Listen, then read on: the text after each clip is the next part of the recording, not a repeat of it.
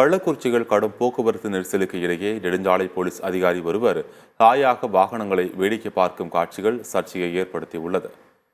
கள்ளக்குறிச்சி மாவட்டம் உளுந்தூர்பேட்டை திருச்சி மெயின் ரோட்டில் அஜிஸ் நகர் என்னும் பகுதியில் கடுமையான போக்குவரத்து நெரிசல் ஏற்பட்டது. இந்த நிலையில் அங்கு போக்குவரத்து நெரிசலை சரி செய்ய தீவிர நடவடிக்கைகளில் ஈடுபட்டுக் கொண்டிருந்தனர். அப்போது சாலையோரம் நெடுஞ்சாலை ரோந்து பிரிவு போலீஸ் வாகனத்தை நிறுத்தியவாறு காவல் அதிகாரி ஒருவர் போக்குவரத்து நெரிசலை ஹாயாக வேடிக்கை பார்த்துக் கொண்டிருந்தார். இது குறித்த காட்சிகள் இணையத்தில் பரவி வரும் நிலையில் போக்குவரத்து சரி செய்ய சக போலீசார் போராடி வரும் நிலையில் காவல் அதிகாரி ஒருவர் போக்குவரத்து நெரிசலை வேடிக்கை பார்த்தபடி என்ற சம்பவம் சர்ச்சையை ஏற்படுத்தியுள்ளது.